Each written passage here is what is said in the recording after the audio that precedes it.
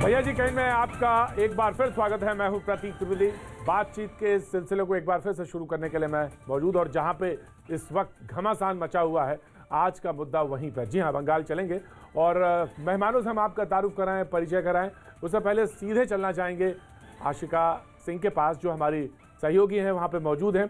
और road show में वहाँ पे पथराव एक बार फिर हुआ है। पहले वहाँ का सिलसिला जोड़ेंगे, फिर उसके बाद मेहमानों से आपका तारुफ करेंगे। जी, आशिका के पास सीधे चलते हैं। आशिका, केमन आছেন? और तस्वीरें मैं आपको दिखाऊं, आज की खूब भालो नहीं है, आज बहुत अच्छे नहीं है, क्योंकि यहाँ की तस्वीरें कोलकाता में जो हिंसा इसके पहले देखी गई है बंगाल में, वही तस्वीर आज भी सामने आई है। मैं आपको तस्वीरें दिखाऊं, 2 मंत्री ममता कैबिनेट के यहाँ पर मौजूद हैं, लोगों से बात कर रहे हैं, लोगों को घरों में वापस जाने को कह रहे हैं, लेकिन स्थानीय लोग अब भी सड़क पर हैं। गुस्सा है लोगों में। यहाँ से जो रोड शो के दौरान पत्थरबाजी हुई, हिंसा हुई, वो तो हुई ही, उसके बाद भी जब बीजेपी का कार्यकर्ता यहाँ से गुजर रहा था, तब भी तस्वीर देखने को मिली है कि उसको धक्का मारकर गिराया गया है, बाइक को गिराया गया है। यहाँ जितने भी झंडे लगे थे, जितने भी पोस्टर लगे थे, फ्लेक्स लगे थे, सब यहाँ पर लोगों ने हाथ में डंडा लेकर बाकायदा यहाँ से हटाया है। और बीजेपी का ये आरोप है कि टीएमसी की तरफ से और सुनियोजित तरीके से इस घटना को अंजाम दिया गया है। वहीं तृणमूल के जो 2 मंत्री यहाँ पर आए हैं, काफ़ी देर से मौजूद हैं, आधे घंटे से ज़्यादा का समय हो चुका है, लोगों से बात कर रहे हैं। उन्होंने ये कहा है कि पहले से प्लान्ड तरीके से हमारे लड़के तो झंडे लगा रहे थे, तब बीजेपी के जो लोग आए, कार्यकर्ता आए, उन्होंने यहाँ पर उनको उकसाने की कोशिश की है, जिसके बाद ये पूरी घटना हुई है। टीएमसी का आरोप बीजेपी पर, बीजेपी का आरोप टीएमसी पर। राजनीतिक हिंसा रुकने का नाम नहीं ले रही। पश्चिम बंगाल में चुनाव आने वाले हैं। क्या बात है, चुनाव आने वाले हैं और आगाज हो गया है। लेकिन और प्रदेशों से अलग यहाँ का जो हालात आपने बताएं कि जो आखिरी वाक्य बोला उसमें सब कुछ आपने कह दिया कि बंगाल में चुनाव आने वाले हैं, और चुनाव आने वाले हैं तो पत्थर कहाँ से आ गए, यही बस पता लगाना है। बहुत बहुत शुक्रिया, आप अपना ध्यान रखें और जल्दी बंगाल में आपसे मुलाकात होगी। और बातचीत के सिलसिले को आगे जोड़ते हैं और जो मेहमान हमारे साथ मौजूद हैं उनसे आपका तारुफ कराते हैं। रिजू दत्ता हमारे साथ मौजूद हैं, तृणमूल कांग्रेस का पक्ष रखने के लिए बहुत बहुत शुक्रिया। प्रियंका चक्रवाल प्रवक्ता बीजेपी हमारे साथ मौजूद है, बहुत बहुत शुक्रिया प्रियंका। चंदन घोष चौधरी प्रवक्ता कांग्रेस हमारे साथ मौजूद है, बहुत बहुत शुक्रिया। शैलेश पांडे हमारे साथ मुंबई से जुड़ रहे हैं, और आज तो शिवसेना भी बंगाल में कूद पड़ी। और ये भी देखना होगा, हालांकि जब बिहार में चुनाव हो रहे थे तो तमाम सारी घटनाक्रम शिवसेना का था, लेकिन इस बार बंगाल में शिवसेना आई है तो शैलेश पांडे हट है, तो शैलेश पांडे हमारे साथ मुंबई से जुड़े, बहुत बहुत शुक्रिया शैलेश जी। संगीत रागी राजनीतिक विश्लेषक हमारे साथ कुछ देर में जुड़ेंगे, और राज लहरी राजनीतिक विश्लेषक हमारे साथ जुड़ेंगे, बहुत बहुत शुक्रिया, थैंक यू सो मच। सबसे पहले रिजू दत्ता, मैं आपके पास आना चाहूँगा। ये क्या चक्कर है कि रैलियां तो पहले भी होती थी बंगाल में, और बंगाल में बहुत सारी चीज़ों पे बातचीत होती रही है, लेकिन किसी का रोड शो हो और पत्थरबाजी हो, ये बिल्कुल अच्छी बात नहीं, और ये बिल्कुल गलत है। इसको रोकना चाहिए। लॉ एंड ऑर्डर स्टेट का सब्जेक्ट है और इसे तत्काल प्रभाव से, वरना आप बताइए, रिपोर्टिंग करने कोई आए तो क्या करने, आपको पत्थरबाजी हो रही है, वहां पे कहीं हिंसा हो रही है, तो ये सारा घटनाक्रम बना हुआ है, और ये बेहद दुखद स्थिति। रिजू दत्ता, आपसे ओपन करता हूं आज की डिबेट। गुड इवनिंग प्रतीक जी, सारे पैनलिस्ट को गुड इवनिंग। बट मैं पहले आज का जो सबसे मेन खबर है उस पर थोड़ा सा अब मैं आपसे 30 सेकंड मांग लेता हूं उसके लिए। और मैं आपको एक बार एक चीज याद दिला देना चाहता हूं, नेटवेस्ट सीरीज फाइनल का जो इन लॉर्ड्स में खेला गया था इंडिया और इंग्लैंड के अगेंस्ट में, उसमें इंग्लैंड ने 324 रन बनाए थे और भारत का जीतने का कोई संभावना भी नहीं था। सब लोग खुद ही उदास बैठ गए थे पूरा भारत में। बट उस टाइम हमारे कैप्टन थे सौरव गांगुली, और वो आके मारना चालू कर दिया था इंग्लैंड के बॉलर्स को, और वो जो चीज हुआ था उससे टीम का मनोबल ऐसा हो गया था कि आगे चल के इंडिया फाइनल जीत गई और नेटवेस्ट ट्रॉफी जीत गई। तो आज अनऑफिशियली बोलिए, ऑफिशियली बोलिए, पहला कैंडिडेट डिक्लेयर हो गया टीएमसी का, CM candidate Mamata Banerjee from Nandigram, और उन्होंने ये ऐलान करके आज बंगाल चुनाव का पूरी तरह से जंग का ऐलान उन्होंने कर दिया है। और हमारे जैसे प्रवक्ता छोड़ दीजिए, हम लोग तो थोड़े इमोशनल हो ही जाते हैं, जो एकदम ग्रास रूट कैडर हैं उनके नसों में भी आज आग दौड़ रही है, क्योंकि ऐलान हो चुका है, हमारा मॉरल अब आगे है और अभी चैलेंज बीजेपी की तरफ है कि आप कैसे इसको काउंटर करेंगे। और रहा बात आपके मुद्दे पे ये पथराव का बात, देखिए जब हम कभी भी एक पार्टी के तरफ से ये पथराव या वायलेंस कभी भी हम इसको सपोर्ट नहीं करते हैं, बट आपको एक चीज समझना पड़ेगा, जब जेपी नड्डा जी के कॉन्वॉय में पथराव हुआ था वो बहुत बड़ा इशू हुआ था, उस पर 20-20 डिबेट मैं खुद कर चुका हूं और वो निंदनीय है।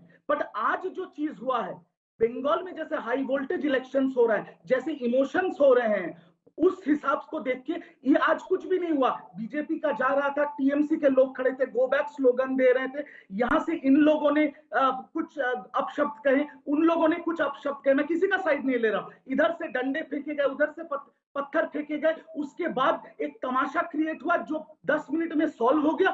अभी बीजेपी के कार्यकर्ताओं ने फिर लोकल वहां पे लोगों के जो साइकिल बाइक्स वगैरह वगैरह थे वो आक्रोश में आके वो तोड़ दिया, लोकल माहौल खराब हो गया, पुलिस ने आके सिस्टम कंट्रोल कर लिया। और आप अभी भी देख सकते हैं शुभेंदु अधिकारी और वगैरह वगैरह लोग अभी स्टेज पे भाषण दे रहे हैं और हमारे 2 मिनिस्टर खड़े होके वहां का सिचुएशन को नॉर्मलाइज कर रहे हैं। तो ये ऐसा कोई मुद्दा नहीं है सर कि आपके जैसे चैनल में, आपके जैसे होस्ट के सामने इस मुद्दे को लेकर हम ज्यादा बात करें। ऐसा हाई वोल्टेज इलेक्शन में देखिए प्रतीक जी, ये बहुत दुर्भाग्य के साथ कहना पड़ रहा है, बट ऐसे हाई वोल्टेज इलेक्शन में ऐसी छोटी छोटी घटनाएं तो घटेंगी, तो क्या बताऊंगा ये छोटी घटनाएं। यही तो मैं आना चाहता था कि वॉशिंग पाउडर पे ही आना चाहता था और मैं ओपनिंग रिमार्क वही वॉशिंग पाउडर से ही शुरू करने वाला था, लेकिन मेरे लिए ये छोटी घटना नहीं है, बिल्कुल छोटी घटना नहीं है। आप आज इसको छोटी घटना कह रहे हैं और ये चुनाव तक वेट करिए रिजू, चुनाव तक वेट करिए, ये किस स्थिति में होगा। मैं कोई भविष्यवाणी नहीं कर रहा हूं, मैं कोई भविष्यवाणी नहीं कर रहा हूं, मैं कोई भविष्यवाणी नहीं कर रहा हूं ना, ये मेरा काम है। मेरा काम सिर्फ पॉलिटिकल एनालिसिस और उस पर सारी चीजें रखना, और मैं खुद होऊंगा ग्राउंड रिपोर्ट पर। भविष्यवाणी करूंगा प्रतीक जी, मैं एक भविष्यवाणी कर रहा हूं 10 सेकंड कि आगे चल के अभी ये चीज इतना गर्म हो गया है, माहौल इतना गर्म हो गया क्योंकि बीजेपी के पास लॉ एंड ऑर्डर, वायलेंस और प्रियंका छोड़ के आपको मानना पड़ेगा कि कोई मुद्दा नहीं है। मेरे ख्याल से आपने इनको इनफ टाइम दे दिया और इन्होंने एक बात भी मुद्दे की नहीं करी है। प्रियंका तेब्रेवाल, यस ऑफ कोर्स, आपने जो इनसे क्वेश्चन किया था और आपने जो बात उठाई थी कि लॉ एंड ऑर्डर के बारे में आपने कहा था, यहाँ पर जो राज्य में अराजकता है उसके बारे में आपने क्वेश्चन किए, तो उन चीजों पे ये बोल ही नहीं रहे क्योंकि इनका अब मुंह ही नहीं बचा है बोलने का। देखिए जैसे कि इन्होंने बड़ी छोटी घटना कह दी है पथराव को, ये कहते हैं छोटी घटना। तो देखिए सीख तो ये परिवार से ही रहे ना, ममता बनर्जी ही सिखाती हैं। वैसे ही मुख्यमंत्री जो है रेप को सजाई हुई घटना कहती हैं, मर्डर को ये सुसाइड कहते हैं और पथराव को छोटी सी घटना कहते हैं। यानी जब तक कोई मर नहीं जाए, कुछ बहुत ज्यादा यहाँ नहीं हो जाए, उसके बारे में तो ये बात करना ही पसंद नहीं करते क्योंकि लॉ एंड ऑर्डर इनकी जिम्मेदारी है और ये इसको बखूबी निभा नहीं पा रहे। इसीलिए इस मुद्दे पे आप इनसे बात ना करिए। देखिए मैं कहती हूँ कि कोई भी डेमोक्रेसी में पार्टी को अधिकार है कि वो मिचिल करे या रैली करे या पब्लिक मीटिंग्स करे। डर कैसा, भय कैसा? अगर इन्होंने काम किया है जनता के लिए तो फिर पत्थर क्यों है इनके हाथ में? मैं कहती हूँ जो काम करेगा उसकी जबान चलेगी, वो जबान से बताएगा कि देखो हमने क्या किया है, और जो काम नहीं करेगा वे ही जो है डर के मारे पत्थर उठाएंगे। तो पहली बात तो ये कि तृणमूल पूरा बौखलाया हुआ है, डरा हुआ है। आपने जब प्रश्न किया तो इन्होंने आंसर कहा कि हम बड़े खुश हैं, ममता बनर्जी नंदीग्राम से लड़ने का उन्होंने ऐलान किया। अरे खुश क्या, आपको तो शर्म आनी चाहिए, डरिए क्योंकि आपकी मुख्यमंत्री डरी हुई हैं। मैं कहती हूँ जिसने काम किया होगा उसको ऐसा डर क्या कि जो 2 सीट से लड़ना चाहेंगी मुख्यमंत्री होकर के 2 सीट से लड़ती हैं, इतना डर? अरे जहां पर इतने साल आप लड़ती आई, आज आप इतना डर गए कि उस सीट से आपको डर लगने लगा। सुनिए, कहते हैं मैं नंदीग्राम में लड़ूंगी। और सुनिए नंदीग्राम क्यों लड़ेंगी? क्योंकि आप लोगों अभी से जो लॉ एंड ऑर्डर का आंदोलन चला हुआ है, ममता बनर्जी उसमें घी डालने का काम करना चाहती है घी डाले फार्मर्स को भड़काए, इसीलिए नंदीग्राम गई है। लेकिन उनको नहीं पता कि नंदीग्राम में जो पैर रखा था उन्होंने भाजपा का हाथ पकड़ के रखा था। जाइए भाड़े पर लोग बुला करके रैली करके आई है, भाड़े के लोगों को लेकर के। आप एक बार खड़े तो होकर के देखिए, मुंह के बल गिरेंगे नंदीग्राम में। ये इतिहास में पहली बार होगा कि मुख्यमंत्री 2 सीटों से हारी हैं।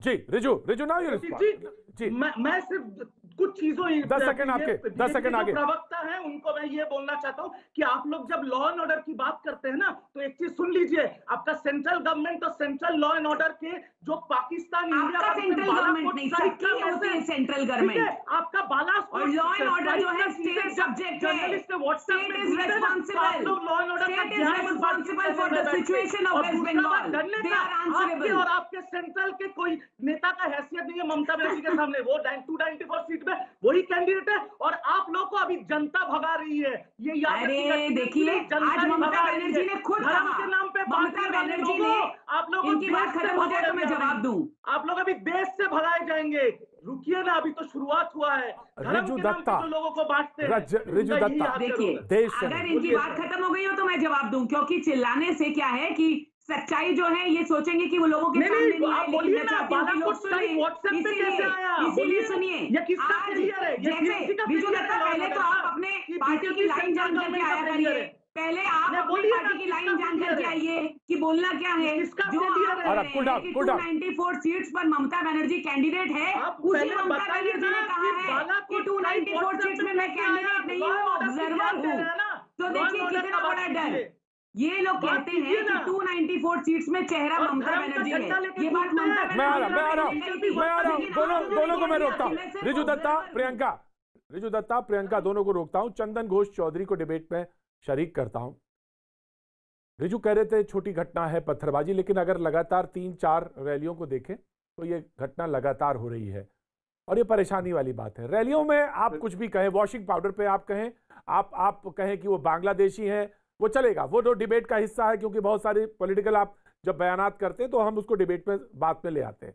लेकिन जब आप फिजिकल इस तरह की घटनाएं हो जो आप सामने स्क्रीन पे देख रहे हैं, आप किसको छोटी कहेंगे, ये बड़ी हो जाएगी, आपको पता भी नहीं चलेगा। ये पहले सबको शुक्रिया अदा कर रहा हूँ जो पार्टिसिपेंट्स है। लेकिन बीजेपी एंड तृणमूल अभी जो सिचुएशन बना हुआ है बंगाल में, ये embarrassing situation, being a person living in Bengal, ये इतना एम्बैरेसमेंट, इतना शर्म का बात हो रहा है, क्योंकि ये राजनीति का जो एक एम्बियंस होता है, एक एनवायरनमेंट होता है, ये हर टाइम इसमें ब्लड शेड, वायलेंस ये चलते रहते।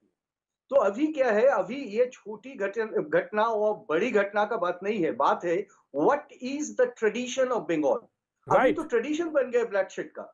अभी क्या है, अभी हम लोग का चीफ मिनिस्टर वो अनाउंस कर रही है वो नंदीग्राम से फाइट करेगी, तो इसमें लेना देना का बात नहीं है। बात ये है why bloodshed, why it is so embarrassing for the people living in Bengal. Bengal में जितना सारे जो हम लोग एक साथ रहते हैं, तो इसमें इतना कॉन्फ्लिक्ट का, पॉलिटिकल कॉन्फ्लिक्ट का क्या है, जिससे हर रोज कोई ना कोई हिंसा का घटना होते चल रहा है।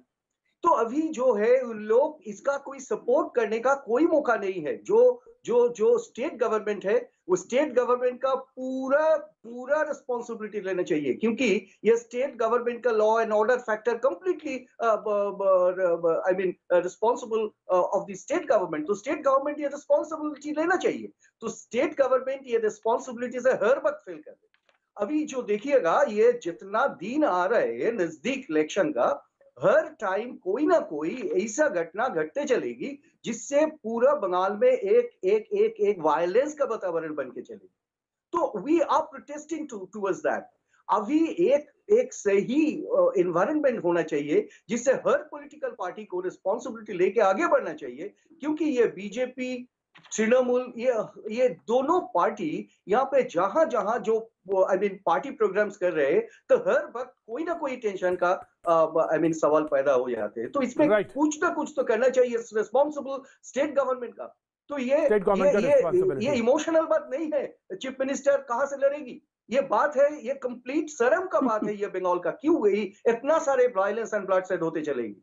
तो we are protesting towards that, we are protesting. Right मैं आ रहा हूं। शैलेश पांडे जी, मैं आपकी तरफ मुखातब होता हूं, और आपकी तरफ से भी ये सुखगाहट है, खासतौर से शिवसेना की तरफ से, कि बंगाल के चुनाव में आ रही है।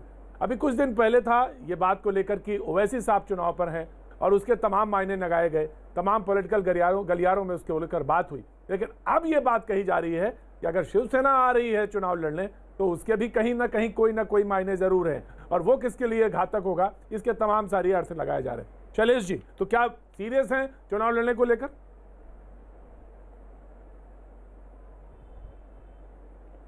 जी देखिए, जहाँ तक ये आप सुगबुगाहट की बात कर रहे हैं प्रतीक जी, तो मैं ये कहना चाहूँगा कि हिंदू हृदय सम्राट आदरणीय बाला साहब ठाकरे जी की जो विचारधारा है वो उसे पूरे देश में ही नहीं पूरी दुनिया में मानने वाले लोग हैं, और पूरे देश में शिवसेना को सभी लोग जानते हैं। हिंदू हृदय सम्राट आदरणीय बाला साहब ठाकरे जी की विचारधारा को मानते हैं, हिंदुत्व को मानते हैं।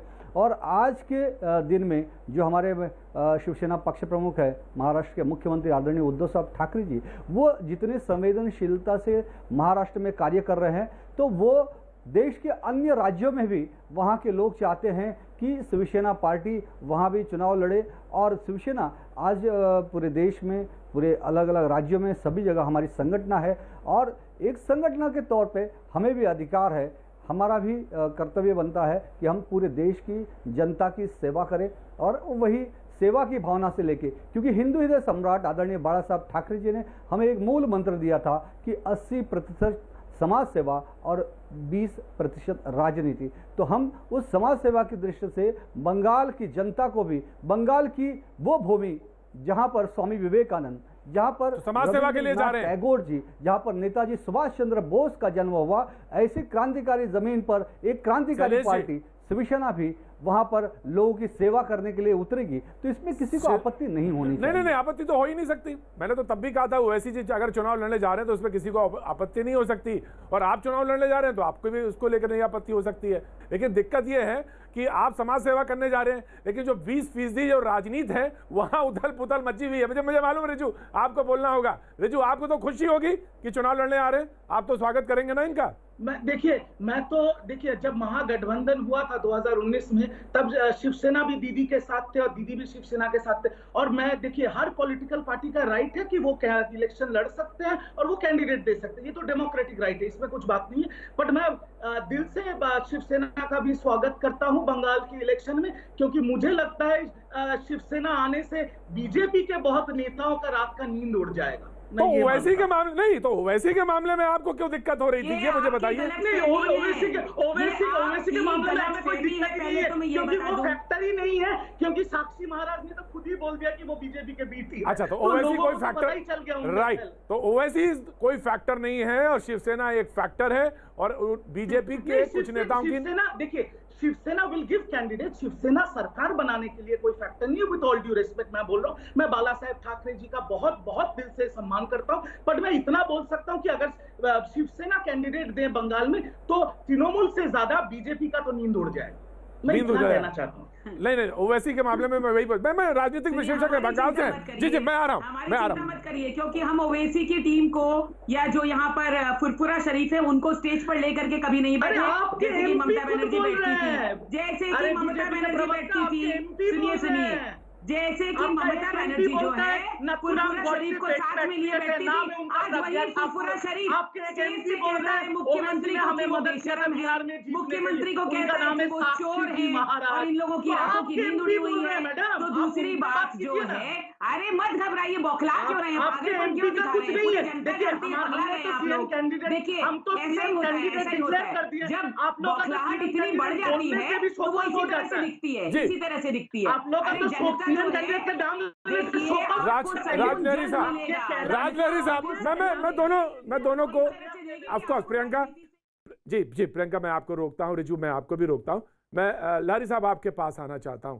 जब शिवसेना कहती है कि हम आ रहे हैं, वहां चुनाव लड़ना चाहते हैं, ओवैसी साहब कहते हैं कि हम भी वहां चुनाव लड़ना आ ही रहे हैं, वो तो पहले आ गए और मिल भी गए, तो इसके मतलब क्या है जब शिवसेना आती है तो, क्योंकि ये तो बातचीत है, वो दोनों लोग एक दूसरे से कहेंगे, लेकिन इसके पॉलिटिकल सर्कल में कितने मायने हैं शिवसेना के आने के? देखिए, पहली बात तो ये है कि अभी तृणमूल कांग्रेस के प्रवक्ता ने बाला साहेब ठाकरे जी को बहुत आदर करते हैं ये कहा है, तो बाला साहेब के विचारों से भी उनको आदर करते होंगे, ये मैं अवश्य इसका ध्यान रखेंगे। पहली बात तो है कि शिवसेना जो पश्चिम बंगाल में चुनाव लड़ने की सोच रही है, इससे भाजपा को कोई ज्यादा तकलीफ या चिंता की कोई बात है नहीं, क्योंकि शिवसेना के पास इतनी शक्ति नहीं है जो कि भाजपा का कोई वोट काट करके उसे हराने का इतनी शक्ति या फिर इतनी दम है यहाँ पे। रही बात ओवैसी साहब की, जो ओवैसी साहब ने खुद ही कहा है कि यहाँ पे उर्दू भाषी मुसलमान बहुत कम है, तो यहाँ पे वो जो भी करेंगे वो अब्बास सिद्दीकी शाहजनाब के साथ उनके नीचे ही करेंगे। तीसरी बात जो है, अगर फुरफुरा शरीफ अब्बास सिद्दीकी जो करने जा रहे हैं, क्योंकि वो अपनी मुट्ठी अभी तक नहीं खोले है कि वो किस तरफ है, कि वो कांग्रेस सीपीएम के गठबंधन की तरफ है या फिर वो तृणमूल कांग्रेस के साथ है, या फिर ये तृणमूल की ही कोई चाल है कि क्योंकि ये एक स्पष्टीकरण पश्चिम बंगाल की जनता को मिल चुका है, पश्चिम बंगाल की हिंदू जनता को, कि Mamata Banerjee is a pro Muslim community leader, not a Hindu pro Hindu leader. वो हिंदू हित की बात नहीं करते हैं। उनके राज्य में दुर्गा पूजा बंद हो चुकी है, उनके राज्य में सरस्वती पूजा स्कूल में बंद की गई है, बच्चों को पत्थर मारा गया है, बादुड़िया, नालियाखाली, देगोंगा, उस्ती, कैनिंग, पाड़ुई, दिनाजपुर, दारीभीट, रायगंज जैसे दंगा फसाद हो चुका है जहां पे हिंदू मारे गए हैं प्राइमरीली। ये बात जनता के सामने आ चुकी है, तो इसीलिए इस वोट के चक्कर में इस कॉम्प्लिकेसी को करने के लिए ये तृणमूल का ही कोई चाल है या नहीं, ये तो आने वाला वक्त ही बताएगा चुनाव के बाद कि पोस्ट पोल अलायंस ये किसके साथ करने वाले हैं। And it is absolutely clear कि इस बार भाजपा अगर नहीं आ पाई तो एक डेप्यूटी मुस्लिम सीएम इसका दावा ये रखा जाएगा। And it is clear, crystal clear that Bengal is heading towards another 1946. Another 1946. संगीत रागी, मैं आ रहा हूं, मैं आऊंगा, ऑफ कोर्स रिजू आऊंगा पैनल में, संगीत रागी, और इनसे, और ये बिल्कुल जहां जिस सेंटेंस को उन्होंने छोड़ा वहीं से अनदर 1946, अगर नहीं तो ये 46 की तरफ पहुंच जाएगा बंगाल। ये वाक्य ऐसा है जो डराने वाला है, निश्चित तौर से डराने वाला है। और ये कॉम्प्लिकेशन है, कैसे कॉम्प्लिकेशंस है रागी साहब, प्रोफेसर रागी, संगीत रागी? देखिए, अभी मेरे से पहले जो वक्ता बोले उन्होंने बात बहुत सही कही है। 1947 में जब बंगाल का विभाजन हुआ था तो उससे पहले की पृष्ठिका आप देखेंगे तो नोआखाली हुआ था, और नोआखाली में हजारों हिंदुओं को 2 दिन के अंदर गाजर मूली की तरह काट दिया गया था। बंगाल का विभाजन इसलिए हुआ था क्योंकि उस समय भी मुस्लिमों की जनसंख्या लगभग यही 30%, 28% के आसपास थी, और बंगाल के मुसलमानों ने बंगाल पर विभाजन थोपा, लेकिन उसके बाद बहुत सारे बंगाल के लोग, बंगाली मुस्लिम वहीं पर रह गए। यदि गांधी जी वहाँ नहीं गए होते दंगों में तो पता नहीं मुस्लिमों की जनसंख्या वहाँ पर कितनी बचती, लेकिन वो इतिहास का हिस्सा है। आज फिर से 30% बंगाल में मुसलमानों की जनसंख्या हो गई है। इसमें बहुत बड़ी भूमिका बांग्लादेशी मुसलमानों की है, और उन मुसलमानों को, बांग्लादेशी मुसलमानों को बसाने में बड़ी भूमिका जो है वो सीपीएम के मुस्लिम काडर की है, कांग्रेस के मुस्लिम काडर की है, जिनको लगा कि यदि बंगाल में मुसलमान ज़्यादा बसते हैं, हमारी जनसंख्या बढ़ जाती है तो हमारा राजनीतिक वजूद बढ़ेगा। ये मैं सिर्फ अपनी बात नहीं कर रहा हूँ। टीवी राजेश्वर ने 1998 में बैक टू बैक राष्ट्रीय अखबार में 2 लेख लिखे थे इस मुद्दे पे, और उस समय वो वहाँ के गवर्नर थे और वो आईबी के डायरेक्टर भी रह चुके थे। इसलिए ये भारतीय जनता पार्टी का कोई शगुफा नहीं है, ये एक सच्चाई है कि सीमावर्ती क्षेत्रों से हिंदू अपने संपत्ति को औने पौने दाम पर बेच करके भाग गए थे। देखिए, किसी ने नहीं सोचा था बंगाल विभाजन के बाद जो है वो नोआखाली दोबारा दोहराया जाएगा, लेकिन जिस प्रकार से, जिस रफ्तार से बांग्लादेशी मुसलमानों के साथ मुसलमानों की जनसंख्या बढ़ी है, उनके राजनीतिक वजूद में भी बहुत बड़ा इजाफा हुआ है। नतीजा यही हुआ है कि जिन बांग्लादेशियों को ममता बनर्जी बाहर फेंकना चाहती थी, उखाड़ फेंकना चाहती थी बंगाल से, वही उनको लगा कि वो हमारे राजनीतिक वोट बैंक हैं, और उन्हीं के पक्ष में वो आकर के खड़ी हो गई। उसके बाद आप देखिए क्या क्या होता है। उसके बाद देखिए कि मालदा होता है, वसीर घाट होता है, जहां पुलिस मूक दर्शक बनी रहती है और हिंदुओं को गाजर मूली की तरह काटा जाता है। दंगे होते हैं, कोई ये एक वसीर घाट और ये मालदा कोई अकेले नहीं है, अन्य और जगहों पर दंगे होते हैं। इसके बावजूद देखिए कि लॉकडाउन जो है वो रमजान महीने के लिए खोल दिया जाता है, लॉकडाउन बंद कर दिया जाता है, लेकिन राम मंदिर का जिस दिन फाउंडेशन डे होता है उस दिन जो है वो लॉकडाउन क्लैंप कर दिया जाता है। मैं बिल्कुल ऑफ कोर्स ये बहुत बड़ा इशारा है। प्रतीक जी 10 सेकंड।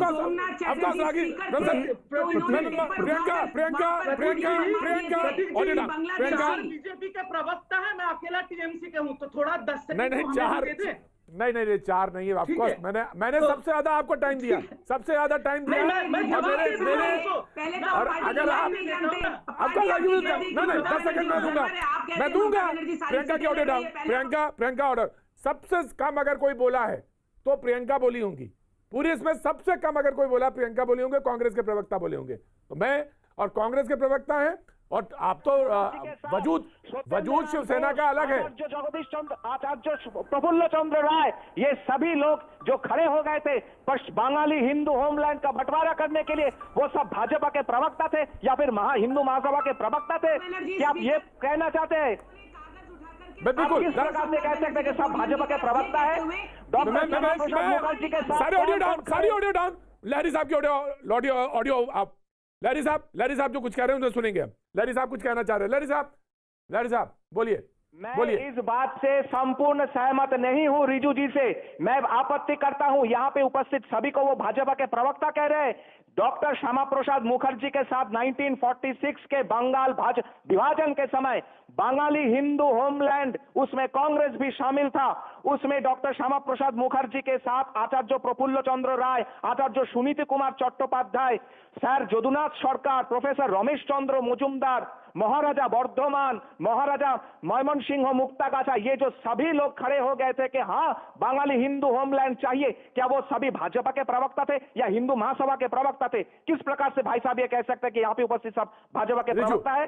रिजू बंगाल रिजू का वर्तमान परिस्थिति। लहरी साहब की audio down. Riju will respond. तो मेरा उनसे ये लहरी साहब से यही जवाब है कि श्यामा प्रसाद मुखर्जी जो बीजेपी के सबसे बड़े गुरु माने जाते हैं, उन्होंने ही पहले बंगाल को तोड़ा था। अभी ये लोग यहाँ हमको ज्ञान देने बैठ गए। और सुन लीजिए लहरी साहब, आपने बोला ना बंगाल 1946 बनेगा, पहले तो ये भारतवर्ष तो बीजेपी के मुर्शिदाबाद की जनसंख्या आज इस नाजी जर्मनी जैसा बन गया। मुस्लिम कैसे बन गई? 55% मुस्लिम जनसंख्या किस प्रकार से बन गई? उसका जवाब दीजिए। 1946 वाम फ्रंट के खाद्य मंत्री, वाम फ्रंट तुष्टिकरण किसने किया है? तुष्टिकरण तो आपकी पार्टी कर रही है। नंगानाथ के लिए तुष्टिकरण की ममता बनर्जी बनाया है। आपको नहीं पता इस्कॉन नया मंदिर बनने का जमीन ममता बनर्जी ने फ्री में दिया है। इस्कॉन का मंदिर बना के आप क्या दिखाना चाहते हैं? इस्कॉन का मंदिर इस्कॉन बना है। आप लोग तो क्या इल्लीगल मदरसा नहीं बने हैं? बीजेपी तो अलकायदा जंगी कैसे पकड़े गए? आप लोग अलकायदा टेररिस्ट कैसे पकड़े गए वहां से? उसकी जवाब दीजिए। आज भाजपा का जो पद यात्रा था उसमें पुलिस क्यों नहीं थी? बन के क्यों धोखा देने आते हैं लोगों को? भाजपा का लेबल पहन के आइए, मुखोटा खोल के आइए, कोई दिक्कत नहीं है। हमें अकेला काफी उच्चार प्रवक्ता ही है भाजपा से। ये अकेला बात नहीं है, ये बंगाल की परिस्थिति है जिसे आप अस्वीकार करना चाहते हैं। आप लोग क्या अस्वीकार कर रहे हैं वास्तविक परिस्थिति से। आप लोग ममता बनर्जी के बारे में बात करते हैं, होता है तो कोई निरपेक्ष नहीं रह सकता है। ये महाभारत की रचना है, इसे आप मान सकते हो, पर ये कृष्ण की भूमि है, महाप्रभु चैतन्य की भूमि है। यहाँ पे महाभारत नहीं बुलाई जाएगी। आशीर्वाद किया है, उनके काम के ऊपर उन धर्म का सहारा ममता बनर्जी को लेने का जरूरत नहीं पड़ा। शायद आपको ये पता होना चाहिए। मैं दोनों को रोकना चाहूंगा, दोनों को रोकना चाहूंगा। मैं एक बात बहुत क्लियर करना चाहता हूं। शैलेश जी शिवसेना से हैं और चंदन घोष जी कांग्रेस से हैं और प्रियंका तिब्रेवाल बीजेपी से हैं और संगीत रागी साहब राजनीतिक विशेषज्ञ हैं, उनकी अपनी विचारधारा है, वो अपनी बात कह रहे हैं। रिजू, मैं इस बात का हमेशा ध्यान रखता हूं कि जब बात कहीं आए कोई तर्क, तो दूसरा तर्क बिल्कुल सामने आए और तुरंत आए, फौरी तौर पे आए। बड़ी रोचक डिबेट है। ऐसे में शिवसेना कहती है कि मुझे बंगाल में चुनाव लड़ना है, वो लड़ने जा रही है और उसको बिल्कुल राइट है, फुल राइट, वो चुनाव लड़े। अब वो कहां पे अपना स्टैंड रखती, मुझे पूरी बात सुनने के बाद, जब वो पूरी बात टीएमसी की सुनती है तो वो क्या कहेगी। ऑफ कोर्स रागी साहब, एक शार्प कमेंट ले लूंगा आपका, बिल्कुल ले लूंगा, ब्रेक पे जाना चाहता हूं। प्रोफेसर रागी जी बोलिए। रागी साहब। प्रतीक जी, एक कहावत है कि बाघ का बच्चा सियार नहीं पैदा होता है, लेकिन उद्धव ठाकरे के रूप में तो ऐसा नहीं दिखता है। लगता है कि बाघ का बच्चा भी सियार पैदा हो सकता है। वो हिंदू हृदय सम्राट बाला साहब ठाकरे जी प्रातः स्मरणीय है टेलीविजन पे। संगीत जी आपका बहुत सम्मान करता हूं, लेकिन आप उद्धव ठाकरे प्रातः स्मरणीय हिंदू हृदय सम्राट नहीं है। जो मुख्यमंत्री, जो हिंदू हृदय सम्राट का सुपुत्र, जो हिंदू हृदय सम्राट का पुत्र सोनिया गांधी के चरणों में नतमस्तक हो जाए। दोनों के ऑडियो डाउन कर रहा हूं। शैलेश जी मैं आपको टाइम दे दूंगा, क्योंकि ये व्यक्तिगत तौर से बोला गया है। मेरी डिबेट में अगर व्यक्तिगत आक्षेप किया गया तो उसको जवाब देने का प्रवक्ता को पूरा मौका है। यह बिल्कुल व्यक्तिगत आरोप है, और ये रागी जी मैं बिल्कुल इस बात से सहमत नहीं हूं। वक्त है छोटे से ब्रेक का, ब्रेक के बाद में फिर हाजिर होता है। भैया जी कहने में आपका एक बार फिर स्वागत है। बातचीत के सिलसिले को एक बार फिर शुरू करेंगे। मैंने जहां पे ब्रेक लिया था वहां पे संगीत रागी साहब ने एक बात कही तो बिल्कुल व्यक्तिगत तौर से बात कही लगती है, और शैलेश जी को इसका पूरा राइट है कि वो उस बात को डिफेंड करें और वो बात अपनी कहें। जी शैलेश जी। देखिए प्रतीक जी, सबसे पहले तो संगीत रागी जी ने जिन शब्दों का इस्तेमाल किया अभी मैं उसकी घोर निंदा करता हूं कि वो एक तरह से इतने पढ़े लिखे, इतने सुसभ्य प्रोफेसर होने के बावजूद भी मैं उनका काफ़ी दिनों से, काफ़ी वर्षों से मैं उनके साथ डिबेट में सम्मिलित होता आ रहा हूं, लेकिन कभी इस तरह की बातें नहीं की। ऐसा क्यों कहा होगा शैलेश जी? ऐसा उन्होंने क्यों कहा होगा? इसलिए क्योंकि आप बंगाल जा रहे हैं चुनाव लड़ने। ये दिमाग में कहीं उनके बात है कि आप लोग बंगाल में चले गए तो कहीं ना कहीं खतरा। तो इसके मतलब जो रिजू कह रहे हैं वो बात बिल्कुल सही है। रिजू ने जो बात कही वो बिल्कुल सही है। इसके मतलब क्यों आज उनको डर लग रहा होगा शिवसेना के जाने के बाद वहां पर हिंदुत्व का वोट डिवाइड होगा, या हो सकता है उनको ऐसा लगे कि बीजेपी कहीं ना कहीं कमजोर होगी। तो ये उनको भी अपने गिरेबान में झांक के देखना चाहिए ना प्रतीक जी। रघुकुल रीत सदा चिलियाई, प्राण जाय पर वचन न जाई। वचन देकर भी मुख्यमंत्री नहीं बनाया जाता है। महाराष्ट्र के अंदर जो वादा किया गया था वादा नहीं निभाया जाता है, और रात के चुपके से 4 बजे जाकर अजित पाटिल के साथ देवेंद्र फडणवीस मुख्यमंत्री की शपथ लेते हैं। आज 32 साल का हिंदुत्व का पवित्र रिश्ता नाता को तोड़ देते हैं। कितना बड़ा दुष्कर्म था वो। आज वो चीजें भूल जाते हैं, और आज इनको आ रहा है शेर और सियार। अरे वाघ होता है। हिंदू हृदय सम्राट आदरणीय बाला साहब ठाकरे वाघ थे, उद्धव साहब ठाकरे जी वाघ है, प्रत्येक शिव सैनिक वाघ है, और वाघ जहां जाता है वहां पंजा ही मारता है। ध्यान में रखिएगा, और कभी भी वाघ से उलझने की कोशिश नहीं करिएगा। और आप जिनका समर्थन कर रहे हैं ना, वो आज मुंबई नहीं होती अगर हिंदू हृदय सम्राट बाला साहब ठाकरे नहीं होते। जिस तरह के दंगे हुए थे, आज जो मुंबई बची हुई है ना, वो हिंदू हृदय सम्राट आदरणीय बाला साहब ठाकरे की। राम मंदिर के अंदर बिल्कुल आप जवाब दीजिएगा, लेकिन प्रोफेसर रागी को मैं राइट देना चाहता हूं। वो वहां का विवादित स्थल हिंदू हृदय सम्राट बाला साहब ठाकरे। शैलेश जी की आवाज और ये लोग तो भाग गए थे तुम दबाकर हिंदुत्व की बात करने वाले। हिंदुत्व का पाठ हमको सिखाएंगे, हमें कोई पाठ नहीं सीखना है। ठीक है। शेर का नाम था बाला साहब ठाकरे। उस एक तरह से वातावरण खराब करके रखा है इनके लोगों ने। आज हिंदू मुसलमान करके, अरे हिंदुत्व को किसी के ठेकेदार की आज बड़ा अच्छा लग रहा है मुझे। सामने मंदिर तोड़ा गया, देश के प्रधानमंत्री आज बड़ा अच्छा लग रहा है मुझे हिंदू मुसलमान वाली बात आपके मुंह से सुनकर। पाकिस्तान में 1000 लोगों ने मिलकर मस्जिद को तोड़ा, 2 बार तोड़ा गया। क्या कभी बात कही इन्होंने इनके? अरे हिंदू हृदय सम्राट आदरणीय बाला साहब ठाकरे जी, बांग्लादेश के मुसलमान यहाँ पर पूरे देश में रह रहे हैं, जो उनके खिलाफ हमारी लड़ाई हम लड़ रहे हैं उसके लिए। हिंदुत्व हमारा श्वास है, हमारा प्राण है। हिंदुत्व के लिए हम अपना जान में न्यौछावर कर सकते हैं और कर रहे। अरे ये जो बात कर रहे हैं बड़ी आज महाराष्ट्र में ग्राम पंचायत का चुनाव, शैलेश जी का audio down. Priyanka and then professor Ragi. I will give you professor Ragi, आप ही का चांस था, लेकिन क्योंकि बीजेपी पे उन्होंने कर दिया तो मैं आ रहा हूं। शैलेश जी मैं आ रहा हूं। Shailesh ji I will give you time, of course I will give you time ji. आदरणीय उद्धव साहब ठाकरे जी के नेतृत्व में, और आज आप हम उनको इस तरह का शब्द इस्तेमाल करेंगे जो शब्द मैं मेरे मुंह से ले भी नहीं सकता हूं। मैं घोर निंदा करता हूं संगीत रागी की आपके शब्दों की। ठीक है। मैंने इसीलिए टाइम दिया आपको, जी प्रियंका मैं आ रहा हूं। प्रियंका प्रतीक जी, मैं यही कहना चाह रही हूँ कि जो उन्होंने कहा बिल्कुल ठीक कहा। हिंदुत्व की कितनी इज्जत उन्होंने रखी है ये तो उन्होंने दिखा दिया। वो बाला साहब ठाकरे थे जिन्होंने हिंदुत्व को सामने रखा, लेकिन कभी कोई पोस्ट नहीं ली पॉलिटिकल, और बेटा चीफ मिनिस्टर बनने के लिए हिंदुत्व से कोई मतलब नहीं है। तो ऐसे लोगों से हम डरेंगे? बिल्कुल भी नहीं। जिसको लड़ना है लड़े, जिसको आना है जिसको जाना है जाए। लेकिन ये जरूर बता देती हूँ हमें आपका सर्टिफिकेट नहीं चाहिए हिंदुत्व के लिए, और सपोर्ट करने की कोशिश कर रहे बने हैं। हैं मैं तो तो ये पार्टी की मांग थी, महाराष्ट्र की जनता की मांग थी, महाविकास आघाड़ी की मांग थी। उन्होंने जनता की मांग को पूरी किया है, और हिंदुत्व का सर्टिफिकेट हमें आपसे नहीं चाहिए। आप हिंदुत्व की बात करते हैं, आप तो कहते थे, आप क्या कहते थे, स्वतंत्रवीर सावरकर को भारत रत्न देंगे। आप क्रांतिकारी स्वतंत्रवीर सावरकर को भारत रत्न दिए क्या अभी तक? कहाँ गए आपका हिंदुत्व, मुझे बताइए। स्वतंत्रवीर सावरकर को आपने भारत रत्न दिया क्या अभी तक? तो देंगे क्या? आपकी पार्टी ने, आपके लोगों ने सिर्फ हिंदूवादी स्वतंत्र वीरों का, क्रांतिकारियों का नाम का इस्तेमाल किया है। दोनों को सुना मैंने, दोनों को मैंने चांस दिया। जी मैं आ रहा हूं, प्रोफेसर रागी को ही देना फिर रिजू मैं आपके पास। आपको तो आपकी मुस्कुराहट रिजू देख रहा हूं मैं, आपकी रिजू मुस्कुराहट मुझे समझ में आ रही है। पॉलिटिकल मीनिंग, और उसकी पॉलिटिकल मीनिंग है, उसकी पॉलिटिकल मीनिंग है, मुझे समझ में आ रहा है। आपने कहा कि आप अकेले हैं, अब आपको लग रहा है कि आप अकेले नहीं है, अब आपको लग रहा है ना अकेले नहीं है। पैनल जब डिसाइड होता है तो अकेले नहीं है आप। Professor Ragi, I will give you chance and Congress of course.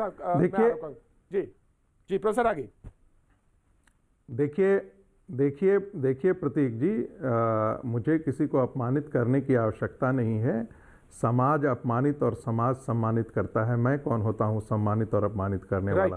मैंने तो सिर्फ विश्लेषण किया है। दूसरी बात रही, शिवसेना ने भारतीय जनता पार्टी को ब्लैकमेल करने के लिए, आप याद कीजिए, अयोध्या मूवमेंट के बाद भी वो उत्तर प्रदेश, बिहार, दिल्ली और अन्य प्रांतों में उसने अपने कैंडिडेट खड़े किए थे, और इसलिए खड़े किए थे ताकि भारतीय जनता पार्टी से ब्लैकमेल कर सके और उससे 2-3 सीटों की कवायद की जा सके, उनके साथ संबंध खड़ा किया जा सके।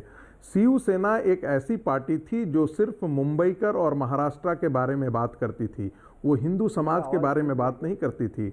भारतीय जनता पार्टी के साथ आने के बाद उसका समाजीकरण हुआ है, और तब वह राष्ट्रीय परिदृश्य में हिंदुओं की बात करना शुरू कर दी है। इसलिए ये भूलना नहीं चाहिए, शिवसेना एक क्षेत्रीय पार्टी के रूप में ही थी, उसका बड़ा राष्ट्रीय फलक पहले नहीं हुआ करता था। ये सच बात है कि बाला साहब ठाकरे जी ने एक शेर की तरह हिंदुओं के मान को प्रतिष्ठित किया, पूरे महाराष्ट्र में नहीं पूरे देश के लिए किया। लेकिन उनका बेटा सोनिया गांधी के चरणों में लेट गया। और मुझे बाला साहब का एक इंटरव्यू याद है, बात आप जब कहते हैं ना प्रोफेसर रागी, जब आप ये बात कहते हैं, क्या आप उनके पास जाएंगे? सोनिया गांधी के पास जाएंगे? उन्होंने कहा मैं मरना पसंद करूंगा, लेकिन उनका बेटा जाए पर वचन न जाए। रात के 3:45 बजे देवेंद्र फडणवीस जी अजित पवार के साथ क्या कर रहे थे? क्या कर रहे थे बताइए मुझे। अपने पापों को मत छुपाइए, ये भी बताइए ना देश की जनता को। अंबेडकर जी का कॉन्स्टिट्यूएंट असेंबली का वो भाषण जिसमें कहा था इस देश के जयचंदों ने ही, इस देश के जयचंदों के कारण ही भारत गुलाम हुआ है। ये भी तो जनता बताइए। आज शिवसेना के प्रमुख ने उन लोगों के साथ हाथ मिला दिया जो अफजल खां के समर्थक हैं। महाराष्ट्र की धरती के हिंदुओं ने कभी सोचा नहीं था कि अफजल खां को मानने वालों के साथ शिवसेना अपना हाथ मिला लेगी। ये भारत का हिंदू ने कभी नहीं सोचा था। बिल्कुल नहीं, आप गलत कह रहे हैं।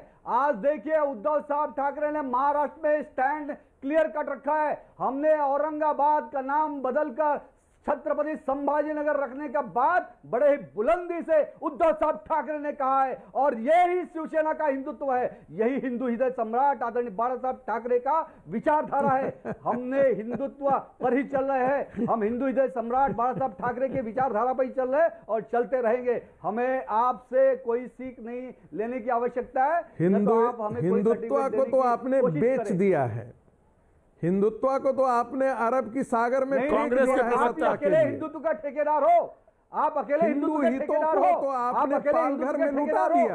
आप अगर ठेकेदार थे हिंदू हितों को आपने पालघर में नीलाम कर दिया। आपने क्यों? क्योंकि श्रीमती सोनिया गांधी चाहती थी कि ऐसा नहीं हो। गठबंधन तोड़ा, आपने वादा क्यों नहीं निभाया? आप हिंदू ठीक है शैलेश जी, शैलेश जी मैंने लिया आपका पॉइंट। शैलेश जी मैंने आपका पॉइंट लिया। कांग्रेस के प्रवक्ता को चांस दिया जाए। चंदन घोष जी, चंदन घोष, चंदन घोष जी जी, हाँ जी, जब बोलिए दादा। तो अभी इतना बार सोनिया गांधी जी और ये कांग्रेस का बात सुन रहा हूँ, थोड़ा मौका मिलना चाहिए कांग्रेस को, क्योंकि ये मिलना चाहिए दादा, सबसे कम बोले आप। They are destroying the facts of the history, क्योंकि ये बात हिंदू का मुस्लिम का नहीं है।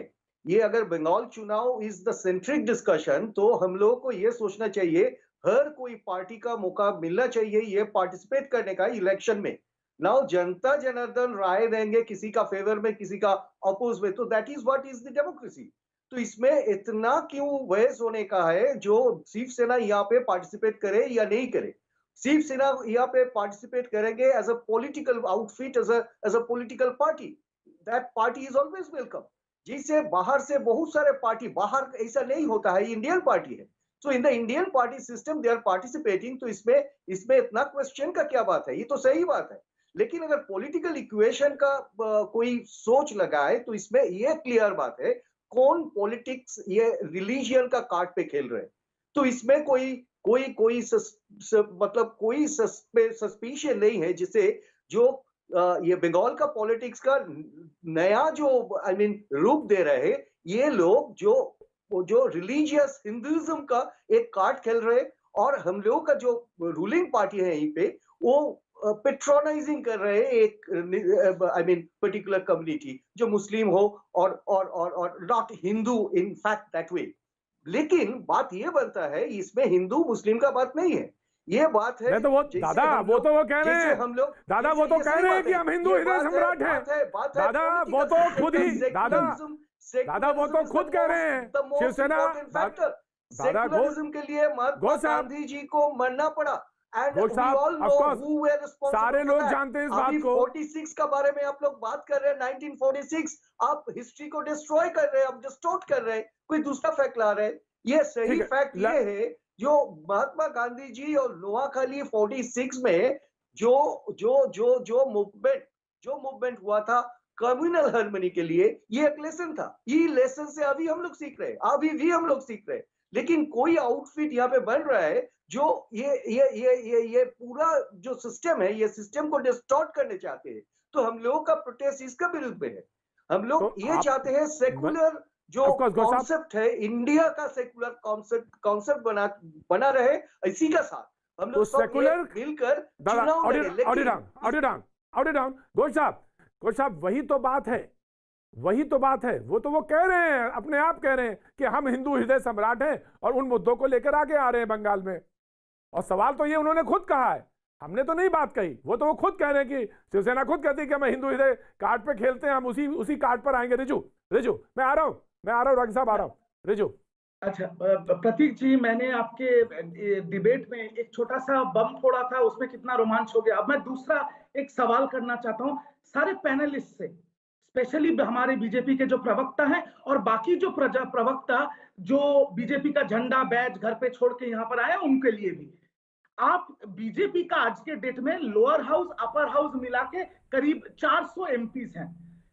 प्राइम मिनिस्टर आपका पार्टी का बीजेपी का है, प्रेसिडेंट बीजेपी का है, और जो हमारे माननीय चीफ जस्टिस भी हैं वो भी कभी कभार किसी बीजेपी के एमएलए के बाइक पे भी दिखते हैं, और रिटायर कर जाते हैं तो राज्यसभा का टिकट भी बीजेपी से मिलता है। ये एनालिसिस बिल्कुल गलत है। मैंने आपको पहले भी टोका था। नहीं, सवाल पूछे ना। आप सुप्रीम कोर्ट के जज के बारे में बोल देंगे, प्रधानमंत्री के बारे में बोल देंगे, राष्ट्रपति, आप जो चाहेंगे वो बोलेंगे। नहीं, आप एनालिसिस का ये कौन सा तरीका है? मेरा सवाल एक ही है। मैं सवाल आप दीजिए ना। ये कोई तरीका है? ये कोई तरीका है रिजू? ना रिजू, ये this is not the way. मैंने आपको पहले भी टोका है रिजू, ये मैंने आपको पहले भी टोका। नहीं, मैं सवाल कर लेता हूँ। हर डिबेट में हिंदू मुस्लिम एंगल आता है, तो ये सब चीज का एनालिसिस करेंगे तो सब में आपका मेजॉरिटी है। तो आप लोग देखिए बहुत गलत बात है, ये बहुत गलत बात है। और प्रतीक जी अगर आप इसको नहीं रोकते आप लोग तो मैं कहती हूँ संविधान की कोई इज्जत नहीं बचती, कोर्ट्स की कोई इज्जत नहीं बचती इस देश में। कोई कुछ भी कह सकता है यहाँ, कोई कुछ भी कह सकता है यहाँ। मैं कहती हूँ आज एक नेशनल टेलीविजन पे बैठ करके अंधों की जैसे कोई कुछ भी कह सकता है, क्वेश्चन उठा सकता है देश पर, चीफ जस्टिस पर, जुडिशरीज पर। आपको अगर लॉ पता है तो कॉन्स्टिट्यूशन कैन बी अमेंडेड। मैं बिल्कुल president everything in your favour, why don't you amend the constitution? Secular शब्द हटा दीजिए, देखिए ये देखिए आप धीरे-धीरे गवर्नर क्यों बीजेपी का हिम्मत नहीं है ये करने का? सब पर आएंगे, घोषणा कर दीजिए, आतंकवादियों की पार्टी है इनकी पार्टी, इनकी पार्टी जो है आतंकवादी पैदा कर रही है, ठीक है। और जब अगर वो पकड़ा जाता है तो ये आतंकवादी को सपोर्ट कर रहे हैं, मुर्शिदाबाद में आतंक क्रिएट कर रहे हैं, तो ये इस तरह की बातें करती है। कैसे पकड़े जा रहे आतंकवादी पश्चिम बंगाल में? क्यों समर्थन कर रही है ममता बनर्जी उनको? हिम्मत है हटाने का? बम बारूद गोलियां कहां से पकड़ी जा रही है, पूछिए इनसे जरा। किसके संरक्षण में हो रहा है? मैं डिबेट रोक रहा हूँ, वक्त एक छोटे से ब्रेक का है। मैं लारी साहब आपके पास आ रहा हूँ, लेकिन मैं टीएमसी के प्रवक्ता से ये बात कहना चाहता हूँ, आपका विश्लेषण करने का अधिकार है, आप विश्लेषण करिए, लेकिन आप विश्लेषण करते करते प्रधानमंत्री, राष्ट्रपति और फिर सुप्रीम कोर्ट तक पहुंच गए और उसके जज के बारे में भी ऐसे एनालिसिस करने लगे।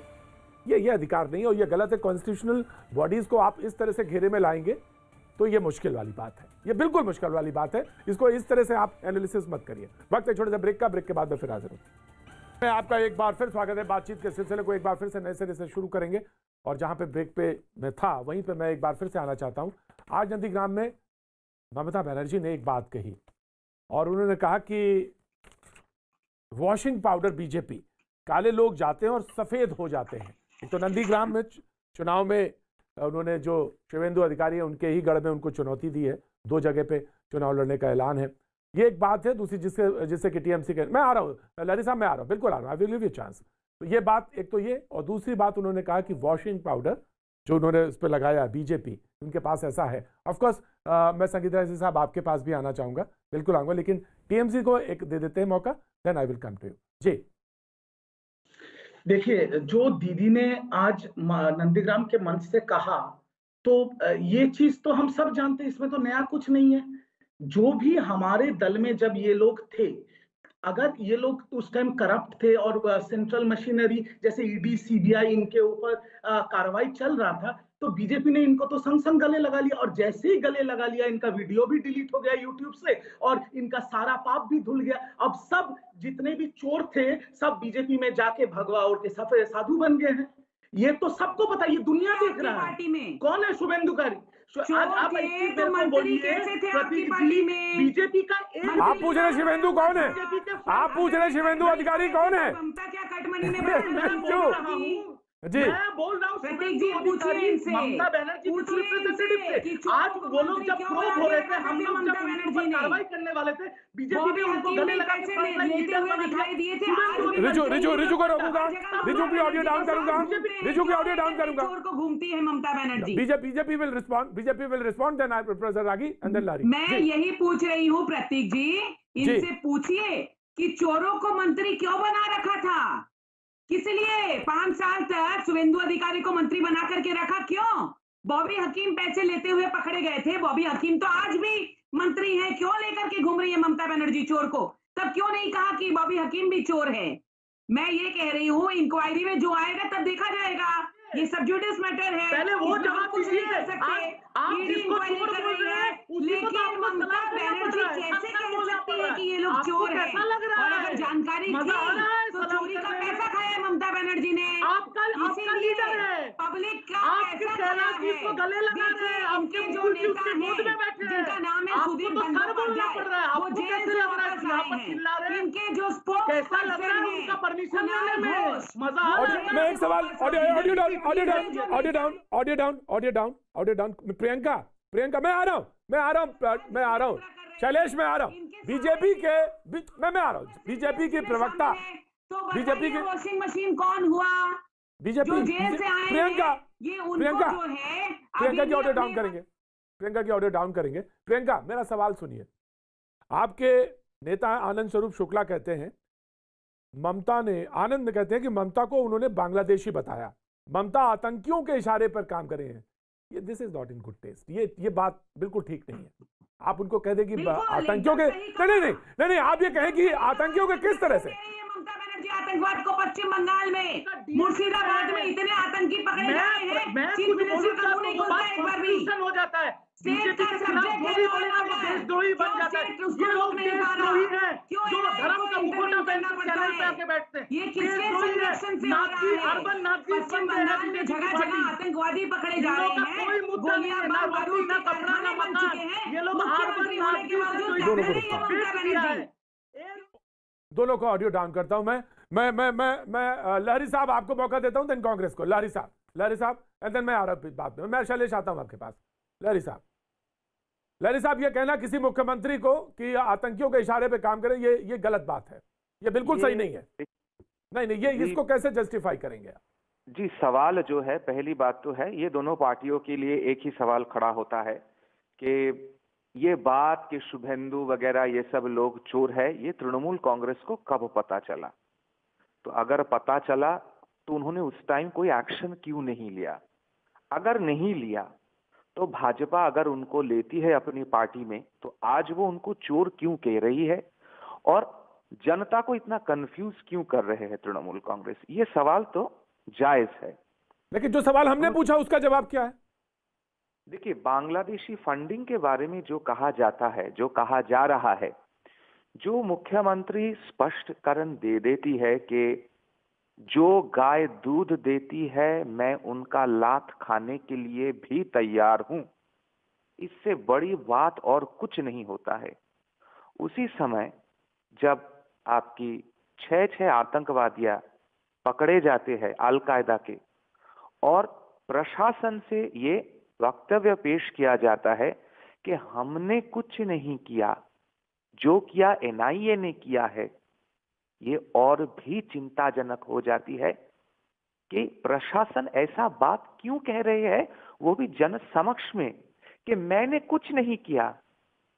तो इससे वो किसको क्या वार्ता देना चाह रहे हैं? रिजू मैं दे दूंगा, आश्वासन देना चाह रहे हैं। मैं दे दूंगा, चांस दे दूंगा रिजू, मैं चांस दे दूंगा रिजू, मैं of course I will give you chance. मैं बिल्कुल बराबर बैलेंस है उसमें, कहीं कोई दो राय नहीं। आपको you will get chance, you will get chance. इससे हिंदू बहुत ही घबरा रहे हैं, ये वास्तविक है और ये उचित भी है। तो इन सब सारे सवालों के जवाब भी देना चाहिए कि दाढ़ी भीट में उर्दू भाषा का शिक्षक नहीं चाहिए, बांग्ला भाषा की शिक्षक चाहिए। इसके लिए आंदोलन करने वाले कुछ छात्रों के ऊपर गोली क्यों चलाई गई? आज भी राजेश सरकार और तापस सरकार के नाम के 2 बच्चे वो अभी भी मिट्टी के नीचे गड़े हुए हैं। और मेरा प्रश्न ये भाजपा से भी है कि इसका सीबीआई जो जांच है ये भी क्यों करवाया नहीं जा रहा है, और ममता बनर्जी जी भी इसको रोक क्यों रही है? राइट, हाँ, वो सवाल आपने जो आखिर में जोड़ दिया। ठीक है, रिजू आप रिस्पॉन्ड करिए, उसके बाद मैं कांग्रेस की जाना पाऊंगा। जी, मैं सिर्फ इतना बोलना चाहता हूँ लाहिड़ी जी को कि लाहिड़ी जी आप तो बंगाली हैं, आपका टाइटल से ही मुझे पता चल रहा है। তো যখন বাংলায় থাকেন না তখন বাংলার বাইরের কথাগুলো বলুন। আপনি নাম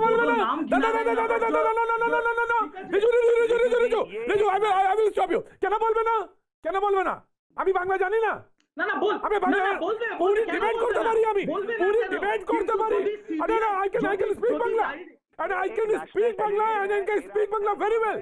I can speak Bangla very well দাদা। प्रतीक जी কেমন বলছেন? তুমি কেমন বলছেন? ये बोल रहे हैं, मैं इनको ये बोल रहा हूँ कि ये बोल रहे हैं कि 2 लोगों का मौत हुआ, उनकी सीबीआई इंक्वायरी होना चाहिए। ये तो लाइव तो मैं उनको ये बोल रहा हूँ कि अमित शाह जी के घर से 80 मिनट की दूरी पे सिंघू बॉर्डर पे 60 लोग मर गए, उसका जांच नहीं करेंगे आप लोग? भाई साहब, ये पूछने का लाइडी जी को बोल रहा हूँ, पीछे बीजेपी का जो बैच भाई साहब, जिस दिन सिंघू बॉर्डर तो ভালো করেই বলছি, ভালো করেই বলছি। हां, you can ask this question, you can ask ठीक है, and the second thing I want to say, of course I will give you, Larry साहब, I will give you दादा एक वेट करो। हाँ, बोलो। पहली बात है रिजू जी, ये नेशनल टेलीविजन है, पूरा देश हमें सुन रहा है, तो हमें उसी भाषा में बात करनी चाहिए जिसे पूरे देश को समझ में आए। ये हमारा खुद की रिस्पॉन्सिबिलिटी है, ये आपसे अनुरोध है। बांग्ला अपनियो जाने ना एमन नय जे आमी बांग्ला जानी ना। तो आपसे अनुरोध है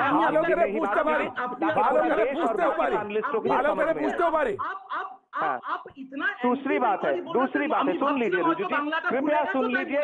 इतना धैर्य रखिए, इतना उतावला मत होइए, धैर्य रखिए।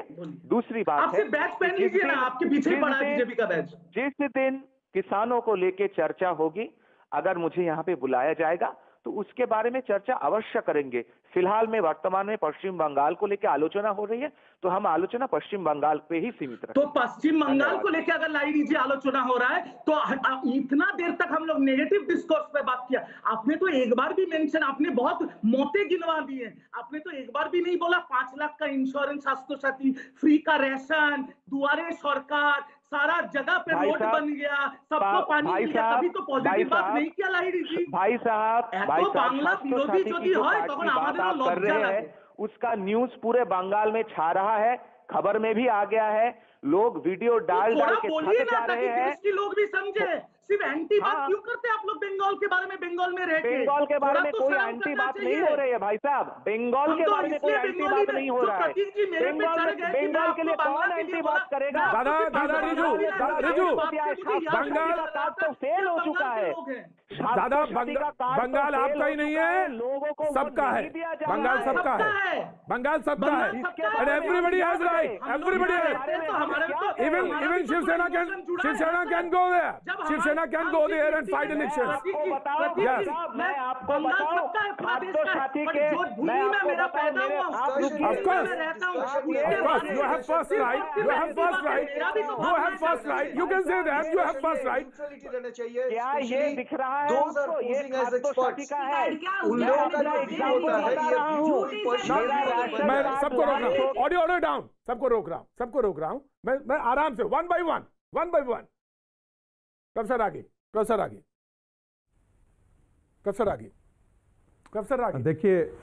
देखिए दो बातें कही गई हैं।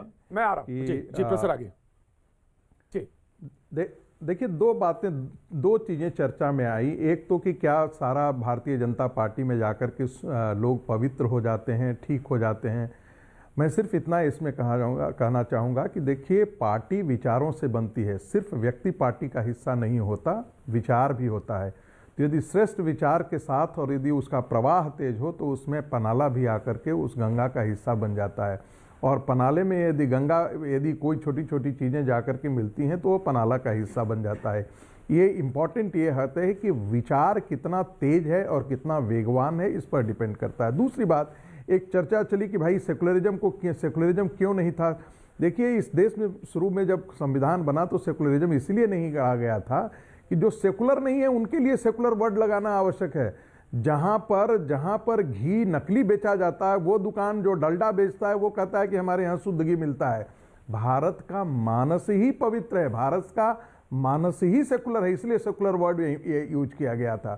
तीसरी बात मैं कहना चाहूँगा कि बंगाल की धरती के लिए सबसे बड़ा महत्वपूर्ण यह है कि वहाँ पर एक लोकतांत्रिक व्यवस्था के अंतर्गत एक अच्छे तरीके से वहां पर एक निष्पक्ष चुनाव हो जाए, ये बहुत बड़ी कामयाबी होगी। कांग्रेस के लगता नहीं है कि ममता बनर्जी ने उस प्रकार की एक भूमिका तैयार की हो, आप लोग तो सेकुलरिटी तो मानते ही नहीं मतदान कर सकें। अगर कोई भी सर हम सेकुलरिज्म को ही मानते हैं, हम पवित्र सेकुलरिज्म को मानते हैं। शायद मुझे लगता है मैं सर हिंदू, कोई भी अगर आप तो बंगाल की धरती से आए हैं ना। बीजेपी के खिलाफ महर्षि अरविंद ने क्या कहा कि जब मैं कहता हूं कि भारत जागेगा, दोनों को मैं रोक रहा हूं, जब मैं कहता हूं दोनों को रोक रहा हूं। जी प्रियंका मैं आ रहा हूं, पहले कांग्रेस से प्रियंका जी। हाँ, मेरा जो कंक्लूजन है अभी पहले से मैं जो बोल रहा हूँ, अभी बंगाल में ये बाहर का ये अंदर का ऐसा कुछ बात नहीं है। ये बंगाल में सबका चुनाव लड़ने का अधिकार है। और दूसरा बात ये है, जो जहां पे जो बात कर रहे हैं, ये बात में सेकुलर कॉन्सेप्ट, तो हम लोगों का इलेक्शन का कॉन्सेप्ट भी सेकुलर है। तो ये सेकुलर कॉन्सेप्ट को सामने रखकर ये चुनाव लड़ना चाहिए। लेकिन प्रियंका मैं ये कहना चाहती हूँ कि ये अभी जिसके बारे में कह रहे हैं सेक्युलर की बात कर रहे हैं, अरे ये कितने सेक्युलर हैं? इनके एमपी कल्याण बनर्जी किसी एक धर्म का अपमान करते हैं, इनकी दूसरी एमपी जो है नुसरत जहां वो आकर के भड़काऊ भाषण देती है, कहती है बीजेपी आ जाएगा तो मुसलमान जी नहीं पाएंगे। तो सेक्युलरिज्म ये क्या कर रहे हैं और किस बेसिस पे चुनाव लड़ रहे हैं वो भी देखिए। स्वास्थ्य साथी की बात करते हैं, स्वास्थ्य साथी कार्ड लेकर के लोग अस्पताल के बाहर मर जा रहे हैं, एडमिशन नहीं मिल रहा। तो चीटिंग बात सरकार, चीटिंग बात स्कीम। दूसरी बात, ममता बनर्जी कितनी बड़ी झूठी है वो आपको इसी से पता चल जाएगा। इनके फाइनेंस मिनिस्टर अमित मित्रा, उन्होंने कहा था कि इनका स्टेट का बजट जो है कुछ करोड़ रुपए बताया था, और अगर आप कैलकुलेट करें 5 लाख इंटू 10 करोड़ जो जितनी यहाँ की जनता है, तो पूरे स्टेट का जो बजट नहीं उससे ज्यादा स्वास्थ्य साथी का बजट। मुझे मालूम है चुनाव में बहुत सारे मुद्दे गर्म होने वाले हैं और ये बहुत सारे मुद्दे सामने आएंगे, लेकिन आज अभी बस सिर्फ इतना। कल होगी फिर मुलाकात आर पार का वक्त।